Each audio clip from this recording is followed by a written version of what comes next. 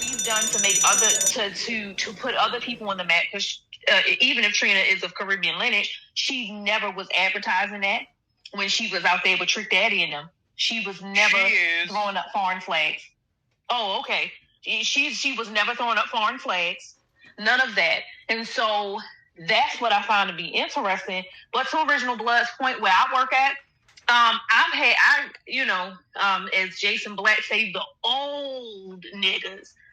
Yes, I've had old niggas stop talking to me at work. What was this? When Biden was running and whatever, because that was the first time that I decided to vote, because I grew up apolitical. I grew up as a Jehovah's Witness. So because I grew up as a Jehovah's Witnesses are apolitical. So they remain politically neutral. But since I'm no longer a part of that cult, I was like, I'm paying taxes. I need to go vote. As a citizen, if I got to do jury duty, I may as well go out and vote. I'm paying taxes. So I was like, what, let me, I sat out of many elections. I didn't see the value in it. But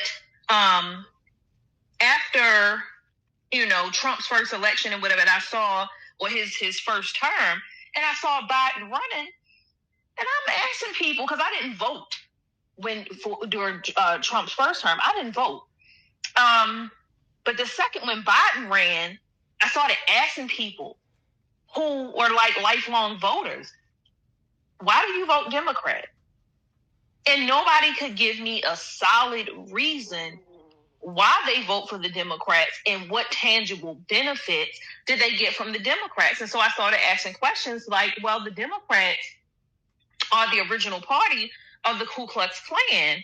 And I understand that there was like this transition slowly where you had the Dixiecrats moving over to the Republican side, and eventually you had that swap and that flip, and then of course you had the Civil Rights Act and Lyndon B. Johnson, and if I sign the Civil Rights Act, niggas will be voting Democrat for, the next however many generations. And that wasn't much of a lie.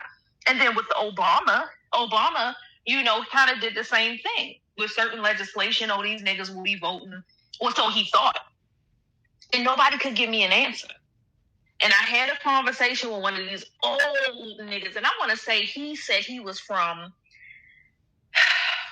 Mississippi. I want to say that's where he said he was from. It was either Mississippi or Alabama, but I want to say Mississippi, because he said, well, my sister was one of the first children to integrate schools in Mississippi, and I know what it's like down there, and y'all don't know up here. And I really hate when people speak condescending to us in Maryland, because they feel like the Deep South is a different type of racism that you Northerners just don't know about.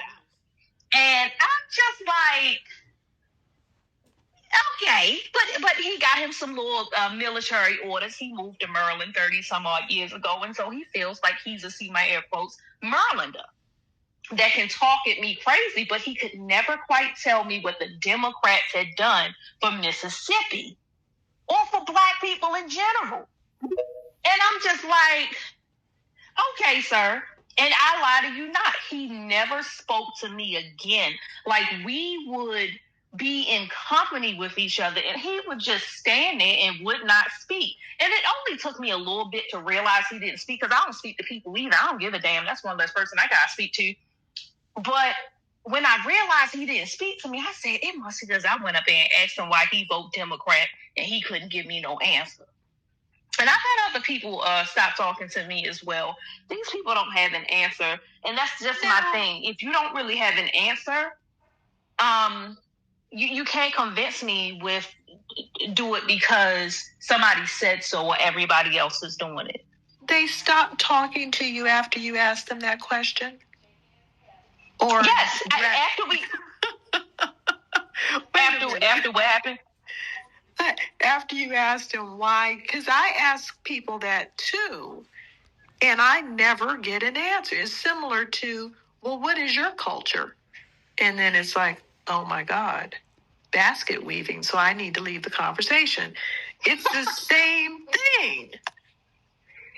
Yeah, after that, I went back and forth, and I kept I'm saying, like, hey, the Democrats were the original party of the Ku Klux Klan. Got it. There was a switch and a shift other than the Civil Rights Act, because again, and I always keep saying this, everybody keeps hanging their hat on the Civil Rights Act of 1965. We have other civil rights acts that predate that and have other provisions and protections for us. But there's a reason why the Civil Rights Act of 1965 is the only Civil Rights Act that everybody points to, and they will say the Civil Rights Act as if it's the only one. They never put the qualifier that it's the Civil Rights Act of 1965. And so I said, you know what, I'm going to go read the Civil Rights Act of 1965 for myself, because it's not a long read. It's not a short read either, but it's not a long read. And I'm like, the thing is, the Civil Rights Act of 1965, it don't give you, the Civil Rights Act of 1965 straight up tells you that it's not for racial balancing, which means it's not for equality. Why is it not for equality? Because we already have a Civil Rights Act for equality and equal rights and equal protection under the law. We already had that. And that Civil Rights Act that gave us equal protection under the law was legislation that was done under the Republicans, not the Democrats. Why is it that when we have these conversations, we're not talking about that, but we only focus on that Civil Rights Act of 1965 that the Democrat Lyndon B. Johnson signed? Why is that? There's a reason why people only want foundational Black Americans to only focus on that Civil Rights Act. And when I try to have these conversations with people and just speaking from logic and asking questions, it's a whole bunch of hemming and it's a whole bunch of hawing, but it's never no answers to it. And if it is answers, it's never logical and it's never the right answer. And so, my new thing today, these days, is everybody got the answer. It might not be the right answer, but they got an answer.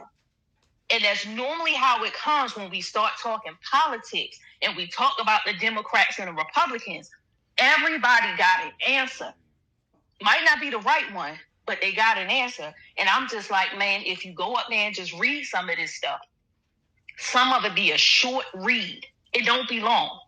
Some of it be real short. Some of it do be long, but some of it be short. All you got to do is read it. And it be right there in your face. The Civil Rights Act of 1965 wasn't even about giving us equality. Wasn't even about that.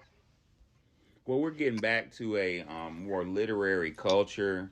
And I'm proud to say that we, podcasters and Black Twitter, we're leading the charge on that. We've been stuck in mania of what Professor Chris Hedges calls the cult of personality. I'm a vote for George W. Bush because he seems like a nice guy. He seems like somebody I can have a beer with. That's not why you vote for somebody. You vote for somebody because they're going to help your people. Like, America's been kind of insane for a little while, and we're regaining our sanity. And that's why all these outright unconstitutional attacks are happening towards scholars and students and activists. Keep in mind what Dr. Amos Wilson, I'm glad to see Florence in here. She probably could talk on this in a moment. But Dr. Amos Wilson said for the system of white supremacy to function, given the fact that white people make up less than 7% of the world population, the 93% of the world population needs to be insane. And they work real hard to make you insane, gaslighting, contradictions left and right. But we're gaining our sanity and we're questioning. We have the ability to question, and we should question, and we should, like Kush said, go back to a literary type of media. Well, the danger in that, ladies and gentlemen, is they're a couple steps ahead of us. They're, like I've said before, they're eliminating books from college curriculum and even like secondary curriculum, and they're going to online media. That's dangerous because anything electronic can be manipulated. We need hard books. AB 2000, I think you were up next. Then we'll go to Xander and then Miss Florence. Hey, how y'all doing this evening? Hey, Shout out to you, Professor, and the host, both hosts, Kush and Wani. What's going on, guys? Enjoying the room tonight. I just came up to ask Dr. Ward a question based on what he was saying earlier about these foreigners and their loyalties. I wanted to ask if, at this point, Ilhan Omar, in your opinion, has she already forfeited her citizenship because she has already been seen on video talking about how she will protect Somalia from within the U.S. and make sure that Somalia's interests are protected. She makes me within. sick. Yeah, she's on video already saying that. And then, too, she's, there's this other thing going around about her marrying her brother, too, so they just come in here. True. Yeah, they just all come in. She got caught in some scandal. She's got a whole bunch of dirt, but somehow she's not being kicked out. Continue. Yeah, and that's what I'm wondering about, too. Are you asking me, sir? Oh, yeah, sorry about that. Go ahead. I apologize. Okay. I mean, if you need to finish your statement, go on ahead, sir. No, that was it. I mean, I wanted to know at this point, has she already pretty much forfeited her citizenship because she's already in Congress? The thing, you have to take up an armed rebellion, like an act of war. That if you go in, so if she went to Somalia, which she may go back there, and if she starts planning terrorist acts against the United States, yeah, that's pretty much by action saying you forfeited your citizenship at that point. But she lied on her application, so she forfeited it. She needs to go. Yeah, that could also be grounds for forfeiture of citizenship, denaturalization. I think we black people, we need to fight to say, if you're only here because of the 1965 Immigration Act, your citizenship has to be put under review. I'm not for sending everybody back, but because if you came to America on your personal merits, I really don't have much of a fight with you. But if you're here only because of that act, your citizenship has to be put under review. I yield the mic. I agree. And when you look at Minnesota, they're trying to turn it into Somalia, so I think we need to keep our focus on the Supreme Court decision that's coming down and to continue to advocate for our own protections in our own areas, because this is something that they've continued to run on us. This is like the third time that they're trying to wipe us out with these migrations, and put these immigrants over us, you know what I'm saying? So, we just need to continue to tell our family history. This is our story. This is our family story. I am optimistic about that decision, sir. That's all I had, jump in here. Oh, go ahead. If I can jump in here right quick. Yeah, thank you. That's all I had. Good night, guys. Yes, sir. Appreciate you. Go ahead. Appreciate you. To Seventh Ward's point in AB 2000, as I said about the Civil Rights Act of 1965, that was not for racial balancing. To Seventh Ward's point, and again, this is where I'm like, where are the foundational Black American attorneys? Because Ed Blum is out here Ed Blumming. That money that's being taken away from these WPI, what is it, the PWIs or whatever, because what they were doing was they were doing racial quotas and so saying that we had to have a blocker number of Latin people at our schools or whatever. Now, when it came to us black folk, they were already getting rid of racial quotas and stuff like that. As soon as affirmative action was signed, within 5 to 8 years, they already had lawsuits to get rid of racial quotas for affirmative action. So what Ed Blum is doing, and I'm going to tie this all in, what Ed Blum is doing with Student for Fair Administrations, he already did it with Harvard, getting the Asians up out the paint. The Asians went up there and used themselves to get themselves up out the paint because they thought they were sticking it to the Negroes. But you only hurt yourself. And this shit is over too. Like it's over 15, bro. I only got 120. You want me to hit you back next time you come through, or you want to come get it tomorrow? Oh, I think you got a hot mic, Tyrell. I'm going to mute him because I didn't know if he was talking to me or not. Yeah. But, I was like, what we selling? The thing is, right. I'm like, wait a minute, hold up. I mean, if it's something, new Apple AirPods, the masses. What's going on over there? It sound like one of them characters from Good Times. He's coming out there with the little French coat with the gold chains, just open it on up. Hey, brother Tyrell, you don't have to comment. You don't got to comment. What you buying, Tyrell? Don't answer that. Don't implicate yourself, brother. I'm trying to implicate him. But what I was going to say is with the Asians. So Ed Blum has already put another lawsuit in Tennessee, and I put this in the Jumbotron yesterday. He did another lawsuit in Tennessee that the DOJ is behind. The DOJ is behind getting these PWIs, WP, whatever they are, getting these Hispanics up out the paint.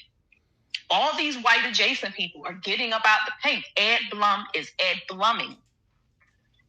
If the interpretation, and I haven't read the Immigration Act of 1965, but if the purpose of the Immigration Act of 1965 was for, see my air quotes, racial balancing, based off of the Supreme Court ruling for Student for Fair Administrations versus Harvard, what they're doing with the PWIs, getting these Hispanic Latinos out here, taking that money out here, saying, you can't sit here and grab a group of people and say we're trying to balance things out racially. They could do the same thing with the Immigration Act of 1965 and review that and say, hey, we were bringing all these people in for...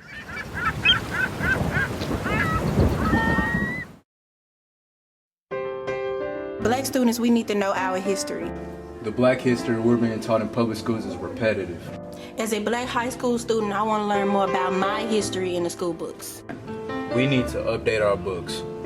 As Black American students, we deserve an accurate depiction of what history truly is. I want to see myself in these textbooks. In the public school system, Black history is vague. Why don't the school books ever talk about the Freedmen's Bureau?